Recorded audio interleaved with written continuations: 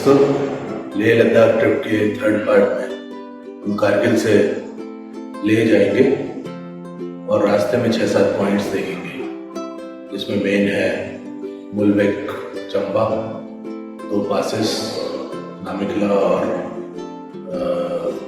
अतुला, और जो कि अराउंड 13,000 फीट की एलिवेशन पे है। उसके बाद लामायूरू मोनेस्ट्री के वहाँ पे लंच करेंगे और बाद में मूनलैंड और फिर संगम, मैग्नेटिक हिल और गुरुद्वारा पत्थर साहिब वगैरह देखते हुए लेह पहुँचेंगे शाम को। तो यहाँ से लेह तक का जो रोड है काफ़ी हद तक अच्छा है, बट इन्वायरमेंट जो है वो यहाँ से ड्राई, कोल्ड एंड विंडी और हाई एलिवेशन या एल्टीट्यूड वाला 10,000 प्लस रहेगा।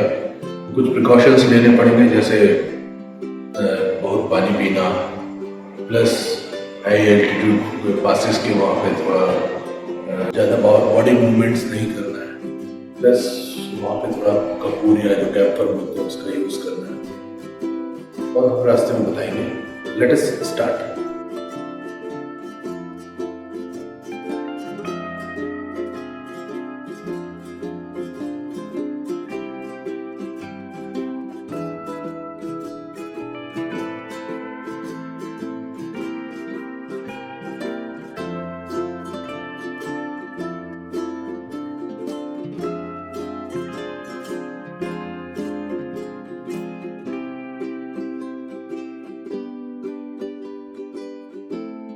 श्रीनगर से कारगिल जाते समय लैंडस्केप ज़्यादातर wet, green and black and white था, जो अब ज़्यादातर ड्राई और mainly brown and black and white हो जाएगा। सुबह कारगिल से 20-25 किलोमीटर जाते ही सेकेंड टाइम ट्रिप में ब्लॉकेज इनकाउंटर हुआ। हमारी एसयूवी का रेडिएटर का पाइप फट गया। जब तक रिपेयर या अल्टरनेट का अरेंजमेंट होता, हमने वहाँ रोड पर ही कुछ फोटोग्राफी की और हमारे 2-3 घंटे इस चक्कर में ख़राब हो गए और आगे की जर्नी थोड़ी सी जल्दबाजी में करनी पड़ी। सो अगेन ट्रिप में 1-2 दिन एक्स्ट्रा रखे, स्पेशली लेह ट्रिप में, क्योंकि अगर ट्रिप ठीक से करनी है तो लेह लद्दाख के लिए कम से कम 10 से 12 दिन तो मिनिमम 15 दिन चाहिए ही।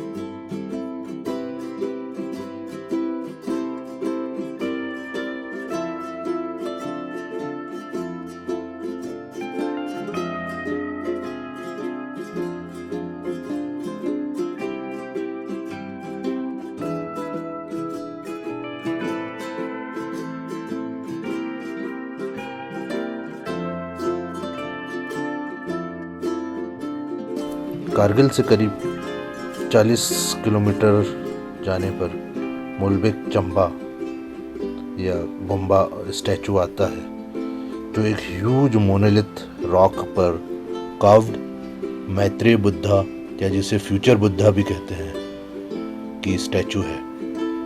यहाँ पे पास में रेस्टोरेंट वगैरह भी है, तो आप थोड़ा स्नैक्स या चाय वगैरह ले सकते हैं।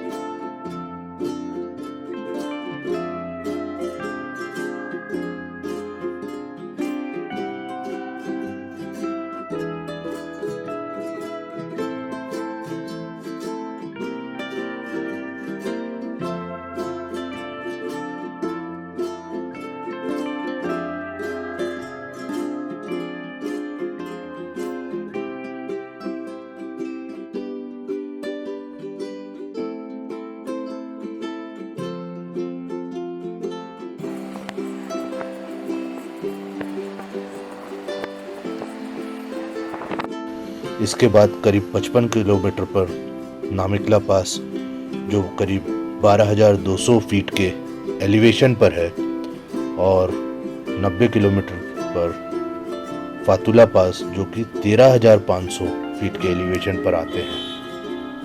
ये काफ़ी ज़्यादा हाई एल्टीट्यूड है कंपेयर टू अभी तक जो हम ट्रैवल कर रहे थे जिस एल्टीट्यूड पे। तो थोड़ी सी सावधानी बरतें, ज़्यादा फिज़िकल एक्सर्शन यहाँ पर ना करें, ऊपर पहाड़ वगैरह पर चढ़ने की कोशिश ना करें। कैम्फर या कपूर का पाउडर बॉडी पे लगाएं और सूंघें। उसके एब्सेंस में विक्स भी लगा सकते हैं। बहुत करके पानी पिएं और वार्म क्लोथ से अपने आप को ढक के रखें, क्योंकि यहाँ काफ़ी ज़्यादा कोल्ड और विंडी रहता है। खाने में लाइट खाना खाएं।